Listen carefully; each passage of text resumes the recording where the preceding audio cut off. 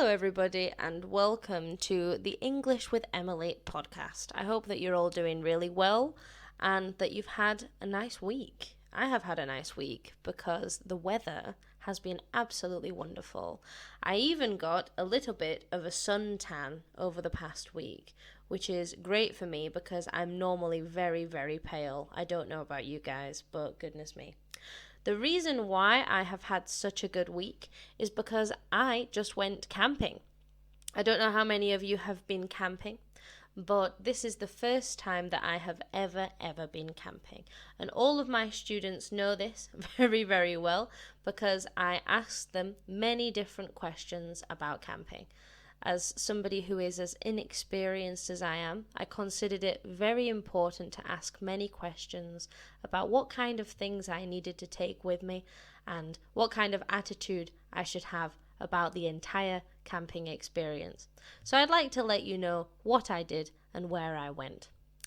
I went with one of my friends to a place called Edale.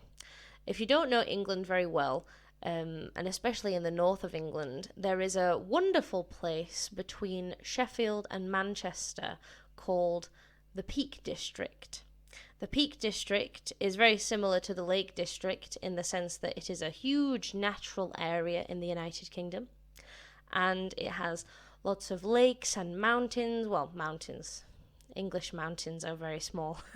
Hills, we'll say hills, and beautiful natural walks and paths to take. It's truly a wonderful place, and I always recommend it to every single student that decides to travel to England for any purpose at all. The Peak District is one of my best places to visit to relive some childhood memories and spend time with friends. To be more specific, the place that I decided to go camping, Edale, was somewhere in the middle of the Peak District. As the Peak District is so huge, there are plenty of small towns and villages to visit, and Edale is just one of those places. The great thing about Edale is that it is tiny, absolutely tiny. Very few people live there, and there's so much to do. There's so many natural trails.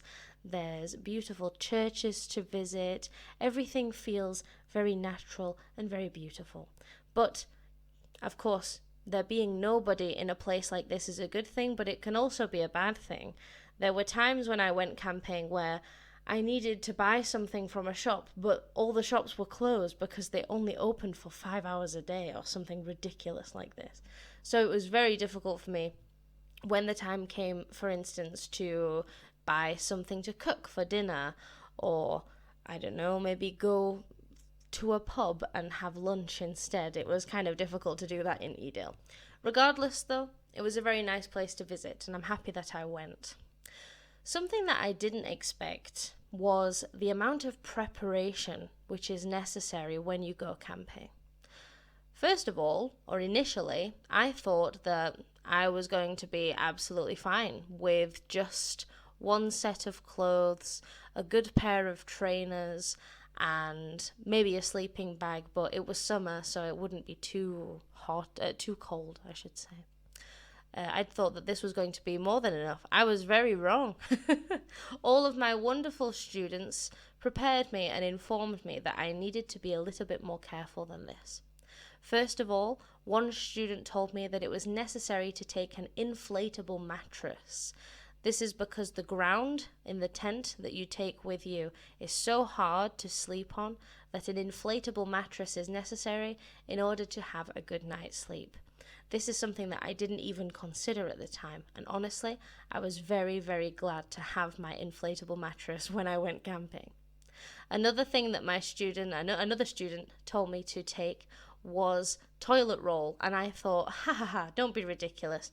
The camping site will of course have toilet roll, and believe it or not, the camping site that we went to literally ran out of toilet roll the day that we arrived. So my friend and I were feeling very lucky knowing that we had taken our own toilet roll, so thank goodness for that.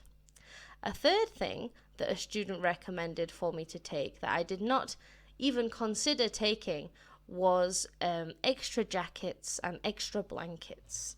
I thought that as we were just experiencing a heat wave in the United Kingdom, that the weather was going to be absolutely wonderful and cool and breezy in the evening, so I would enjoy some wind hitting my face while I'm trying to sleep. My student said, even though it is summer and even though you are experiencing a heat wave, the weather can change very easily when you go camping, and you may get a cold if you don't have some jackets or anything to prepare yourself with. So I conceded and I said, fine, I will take a jacket and I will take a blanket. And oh my goodness, how lucky was I when it started raining in the middle of the night in Edale. I had a blanket and a jacket, and I was able to fall asleep easily for the remainder of the trip, even though it started raining in the middle of the night. So I must say, a warm and heartfelt thank you to the students who gave me some good advice about camping, because honestly I didn't know anything about it at all, and I felt extremely inexperienced when I decided to go camping for the first time. If I was going to go camping again, I think I would like to do two things.